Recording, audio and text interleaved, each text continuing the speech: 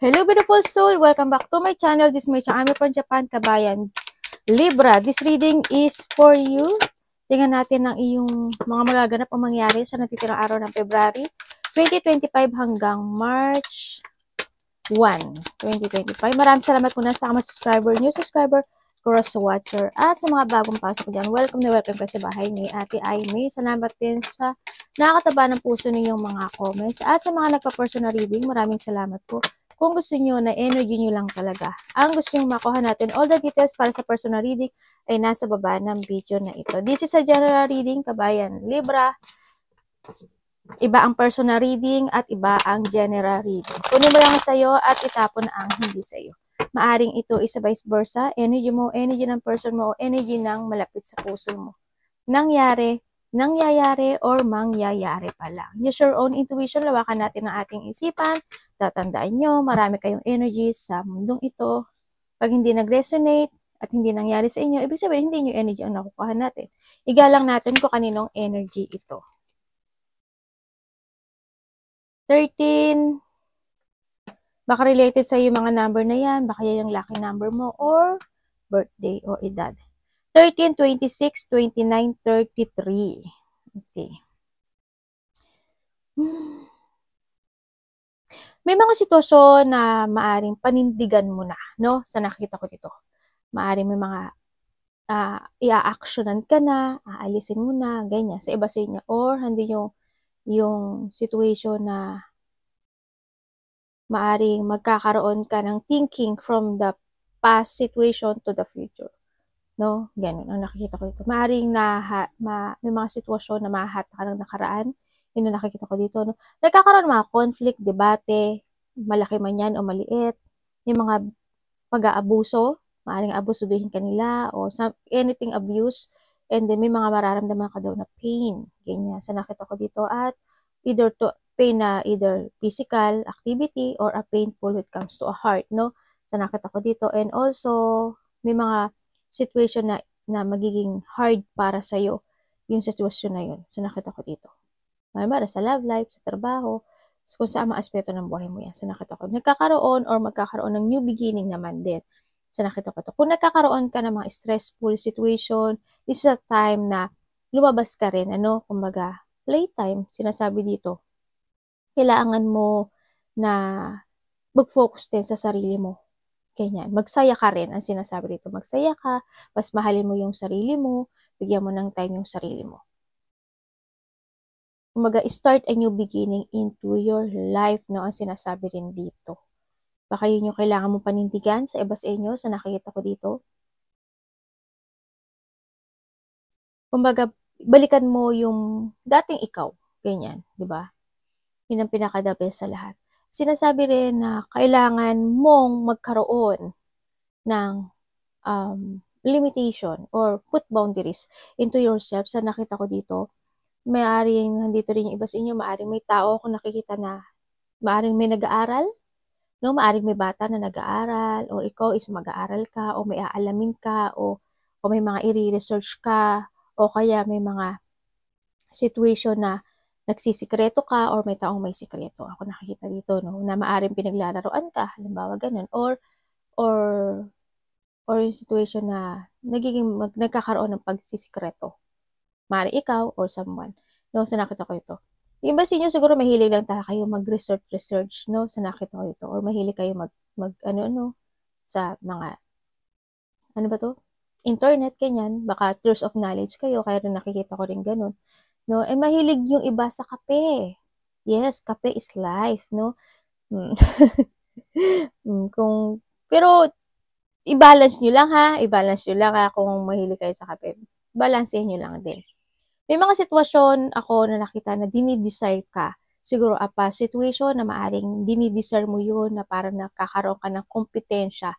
Hindi ko alam kung this is a competition when it comes to a love or competition mo sa sarili mo sa nakaraan at sa going toward to a beginning na sa buhay mo. Sa nakita ko, tatandaan mo na sa sayo si Ki. If you want to grow something into your life, kung sa mga aspeto ng buhay mo yan, nasa sayo yung susi na to, no? Sa nakita ko dito. May mga mag-a-unlock na situation sa'yo. Sa nakita ko dito, may mga the solution is nasa sayo. May mga mag-open at buksan mo yun kasi nasa sayo yung susi. Kumbaga may mga idea din ako na nakikita how to resolve a situation. The destiny is in your hand. Ang sinasabi dito, no? If you want to achieve, the key is in yours. Abundance, kung ano yung gusto mo na magkaroon ng mga positivity happen into your life, nasa sayo mga kamay yun. Iba dito, there's an extension, no? May nakikita rin ako na pagtulong. Hindi ko alam kung tutulungan mo or tutulungan ka niya. Sa nakita ko dito. Nagkakaroon, nandito ka sa sitwasyon mo na sobra kang nagtiis, nagtimpi, no? Sa nakita ko to. Sa isang tao na malapit sa puso mo, pero ikaw yung nasasaktan, ikaw yung nahihirapan, ikaw yung na-depress, o ikaw yung hindi nagiging masaya. Nararamdaman mo na nag-iisa ka doon sa sitwasyon na yun, feeling mo parang inabandonahan ka, or maybe you inabandonahan ka talaga niya o iniwan ka niya sa ere. Sa nakita ko dito, no? Maaring nagkaroon na rin sa iba sa iyo ng separation, nagkaroon na ng something lost sa sarili mo, no? Maaring nahandun na yung painful o nagkaroon ng mga disappointment or magkakaroon ng mga disappointment sa buhay mo sa nakita ko dito. Nakikita ko rin dito na mas maganda na dandaan mo na sa Yusuki na mas maganda na mas mag-focus ka to love more to yourself sa nakita ko dito. Kailangan mong alagaan yung sarili mo at yung mga tao na nagbibigay sa iyo ng pagmamahal. Doon ka mag-focus, and this is the time to enter to a new world o to enter to a new beginning into your life, ano. Nakita ko sa iyo ngayon is very sensitive mo ngayon. Medyo siguro may mga situation mo talaga na medyo nahihirapan ka, nasasaktan ka, nakakaramdam ka ng painful sa nakikita ko dito. No? Nagtiis ka, nakita ko naman dito na nagtiis ka sa isang sitwasyon o nagtimpi ka kasi gusto mo lang talaga magkaroon ng successful o katahimikan o kapayapaan dun sa sitwasyon na yon, pero ikaw yung nasaktan sa nakita ko dito. Iba sa inyo, maaaring nagkakaroon kayo ng mga financial problem, ganyan sa nakita ko dito. Mag-ingat din kayo kasi maaaring may nakikita rin ako dito na may mga taong may sakit sa puso, yan, no? Ingat din, baka painful of painful of heart, kaya rin nakikita kong ganun. Iba dito, maaaring nagkakaroon ng separation kung kayo is mag-asawa, no? Maaaring nagkaroon na ng separation sa iba. May makaka-receive ka daw ng pagpapayo from someone. Tingnan natin.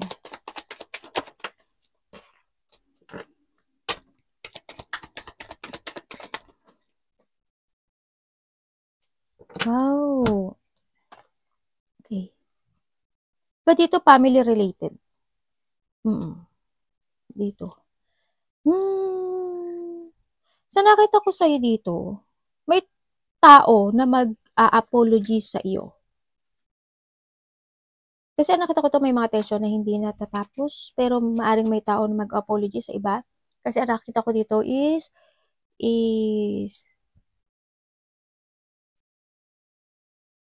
nandun yung sitwasyon na gusto niya nang ma-release yung painful situation na ito. Pero, ang hindi ko lang maintindihan, mag-a-apology sa sayo, maaaring ikaw ito or someone mag-a-apology sa sayo, pero hindi siya pwedeng pagkatiwalaan kasi magpipretend lang siya. Hindi siya totoo. Pretending. Kumbaga, ito yung tao na lilinglangin ka niya, no? As in, hindi siya totoong tao sa nakita ko dito. But dito, family. You need to put boundaries talaga, no, sa nakita ko dito.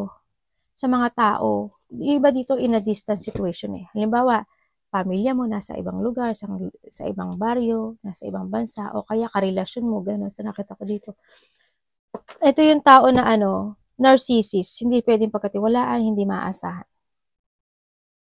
Lilinglangin ka lang nito kasi mag-a-apology sa sayo, pero hindi yun walang katotohanan doon.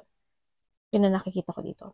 Sa iba naman sa inyo, ang nakikita ko dito ay meron daw kayong mga gustong gawin na isang sitwasyon sa buhay mo, pero nahahatak kayo ng nakaraan dito sa nakikita ko sa iyo.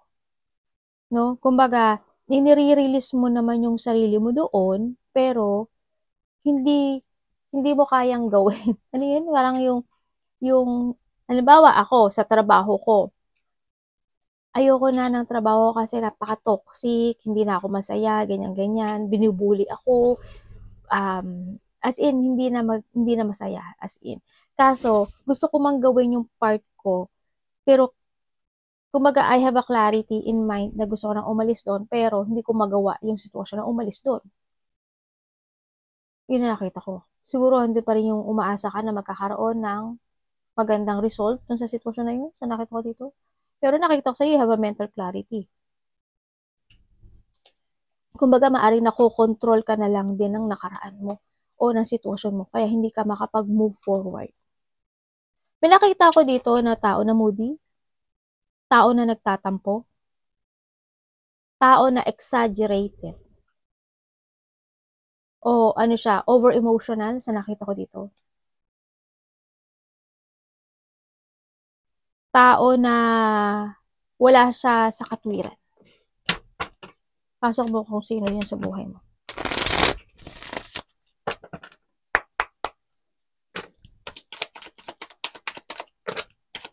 Sana walang nabubuli sa inyo.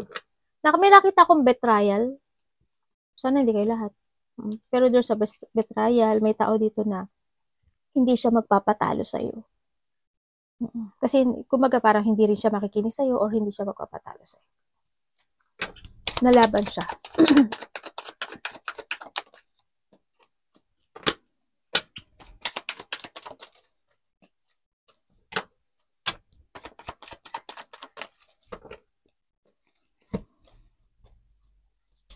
May nag-aaway, ano? It comes to territorial. Meron daw makikipag-communicate sa'yo. Malapit sa'yo. At magkakaroon ka ng desisyon dito.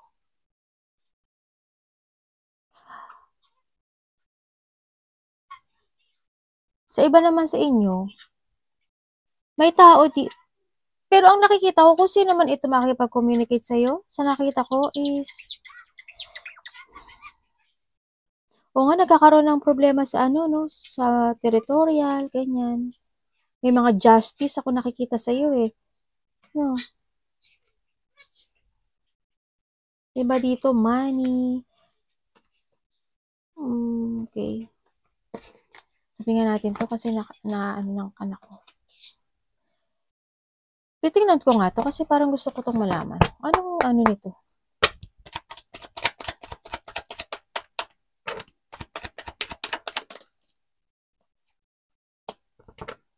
Ano? Oh, devil. Baka hindi kayo maniwala. Okay, meron tao. Okay. May tao makikipag-communicate sa'yo. Malapit sa'yo. And then, didesisyonan mo to. Pero, ang sinasabi dito, maaari itong tao to makikipag-communicate sa'yo kasi andoon yung situation na gusto niya nang magkaroon ng pagkakaisa sa'yo. Or maaring ikaw ito. Kasi, itong tao to is they want peace. No? Kumbaga, magkaroon na ng peaceful resolution sa inyong dalawa. Kumbaga, hando na yung sitwasyon na tama na yung hindi magandang naging relationship nitong dalawa na to, ninyong dalawa, no? Sa nakita ko dito, kung ilan man kayo, karelasyon mo man to, ano man to, yun ang nakikita ko ito. And then, ito daw yung pagpapasyahan mo. Either makikipag-communicate ka pa rin sa kanya, or magpo-focus ka into your own, no? Ang nakikita ko dito. Yun ang magiging decision mo. Either magkakaroon kayo ng pagkakaisa, or kung ito is relationship, kung magbabalikan kayo.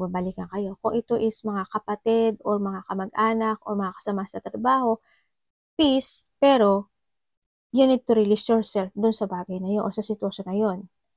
Para mas magkaroon ng magaang na energy ka dito, kasi andito kasi si devil.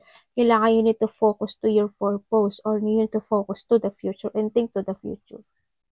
Pero, syempre, forgiveness, no? Kailangan dito ng forgiveness.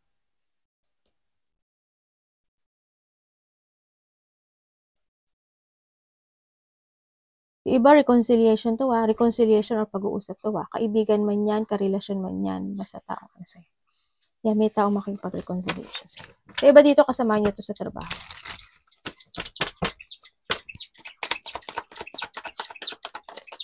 Someone want ng union kasi. Someone want ng togetherness. Someone want ng harmony.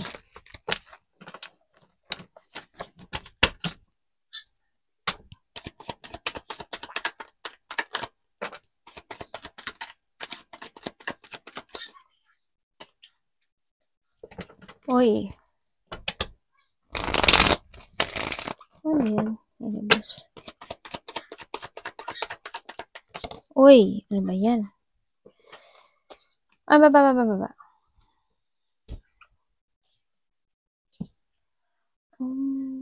Okay, someone left out in the cold, no?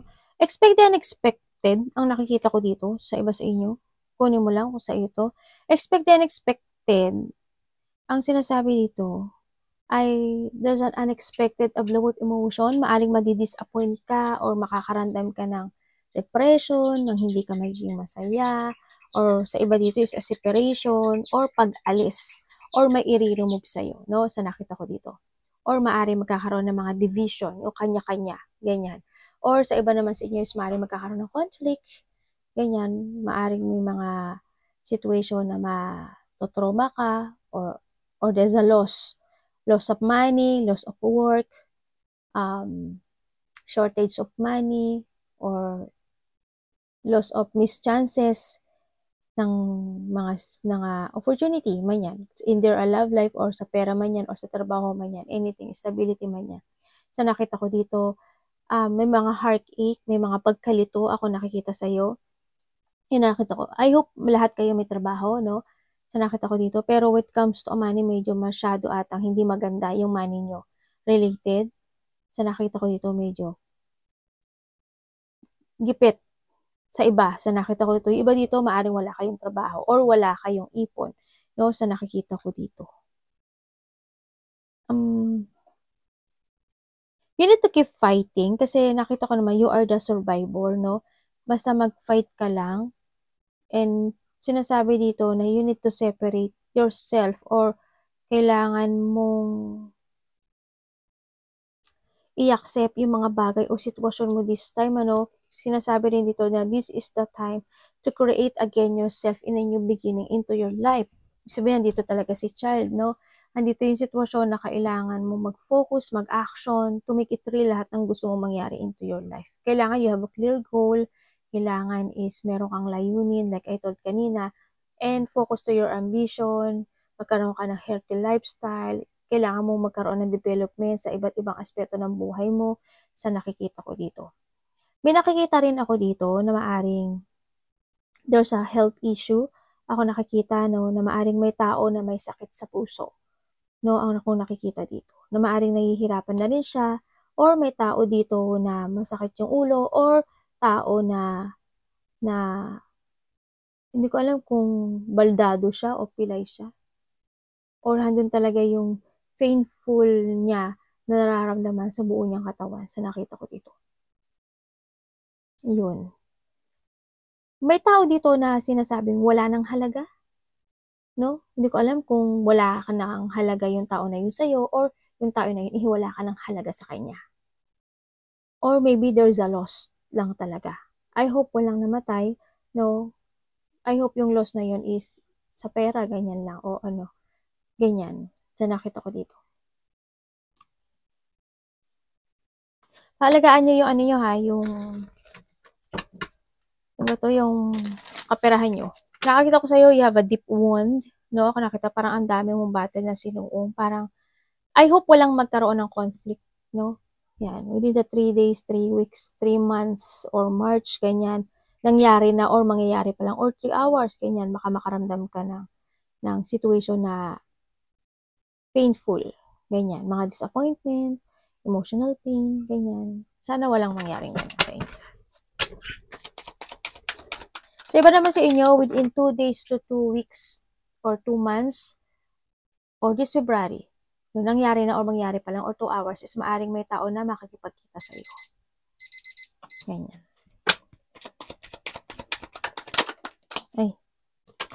Naku.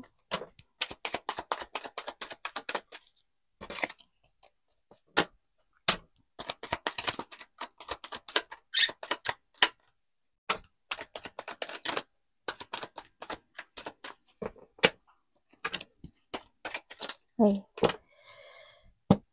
Naku. Unexpected. Anak, naliligo si Bibi doon. Siya was dito yung Baby Chang.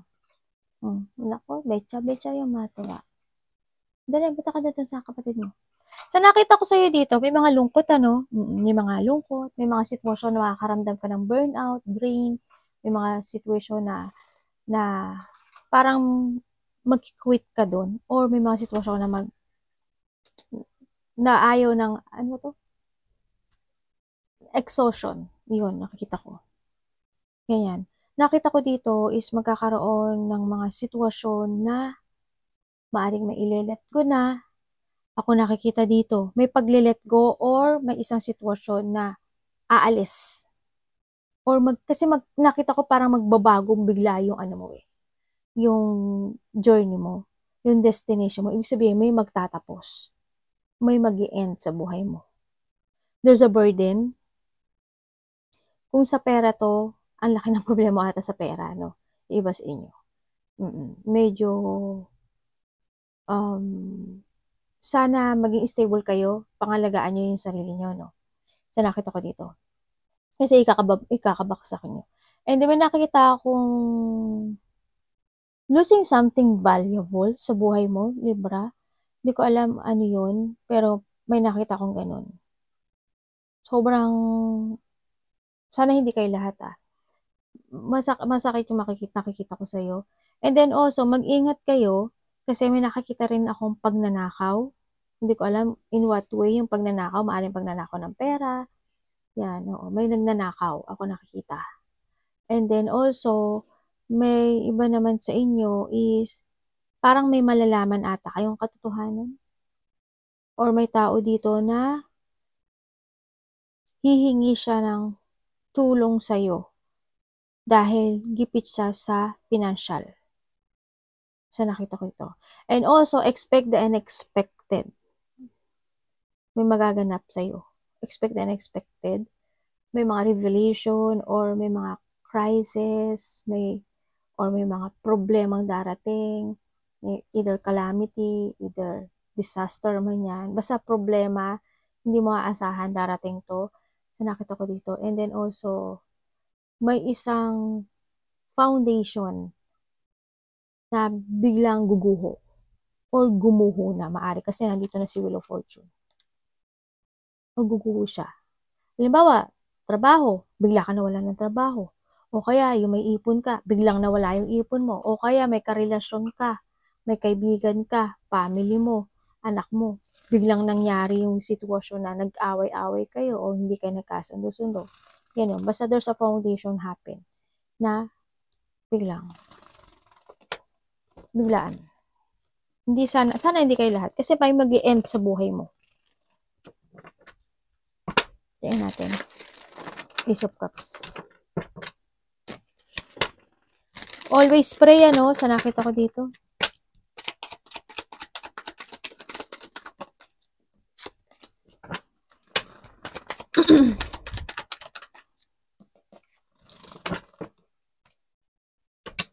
Bakit po? Kuhanin ko lang to, ha.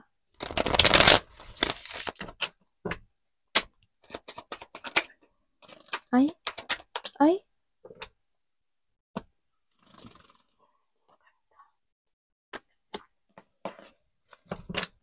Ano po yun?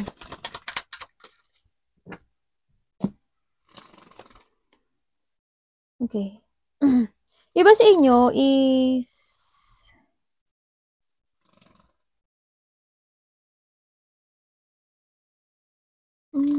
may bagong tao na darating sa buhay nyo, no? Sabihin, there's a new love coming in sa buhay mo. Sa nakita ko dito. Pero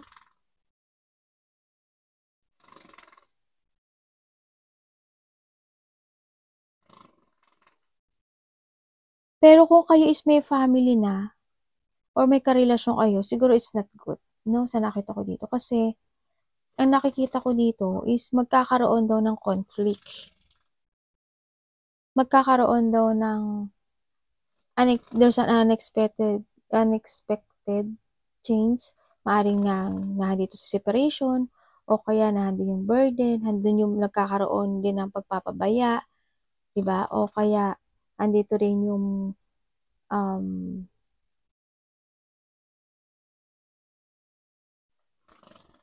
nakikita ko parang mag-aaway eh. Parang magkakaroon ng iba sa inyo ng pag-aaway sa loob ng tahanan o sa trabaho. Sa nakita ko ito. Sa ibang aspeto naman ng buhay mo, meron ako ditong nakikita. Meron siyang health issue. Sa nakikita ko dito. Lalaki. Siguro iba sa inyo lalaki. Sa iba siguro babae. Ganyan. Pero nakita ko dito lalaki. Parang may health issue siya. Sa nakita ko dito. Hindi healthy.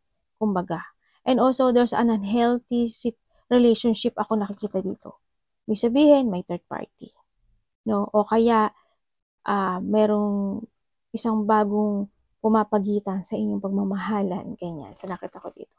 Kung nakikita ko rin dito is nagkakaroon ng broken promises, no, sa isang sitwasyon mo sa buhay mo. Maaring kung sa trabaho to, maaring may mga rules na hindi natutupad, o sa karelasyon mo, yan, maaring may mga pangako na napako, ganyan sa nakita ko dito. Nagkakaroon ka ng doubt, o nagkakaroon ka ng, o maybe naghihintay ka, no? Anding waiting, or may doubt ka sa isang sitwasyon mo na you don't know how to proceed. If you take it action or not, o kaya hindi you deciding to stay or mag-go ka na. Iba dito nagkakaroon pa rin ka ng expansion, or hindi talaga yung nagkakaroon dito ng option. No, kung this is a relationship, there's an option, or kayo is nagkakaroon ka ng option into your life. Kasi you want to be stable and gusto mo na talaga ng long-term relationship dito. Pero you need to trust to your intuition kasi medyo magulo ata yung isip mo sa ngayon. Nag-iisipan, may mga sitwasyon ako na nakikita na pag-iisipan mo every night, no? O magsisiyasat ka sa sarili mo, maghanap ka ng katotohanan, or hindi yung sitwasyon na may mga iisipin ka lang sa gabi-gabi sa nakikita ko dito. May nakikita kong kaguluhan o pag-aaway related to territorial or mana. Ako nakikita dito. Kaperahan sa iba. Kung sa may business kayo, kung may business kayo, eh medyo hindi ata maganda. No?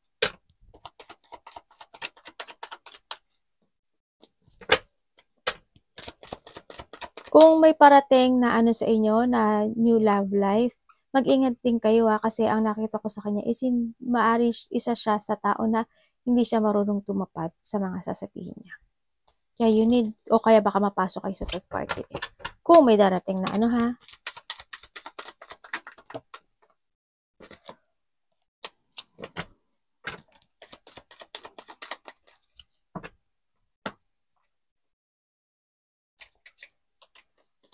You need to focus to yourself, ang sinasabi dito, no? Kailangan, you need to release yourself sa isang situation na masyado ka nagiging emotions, no?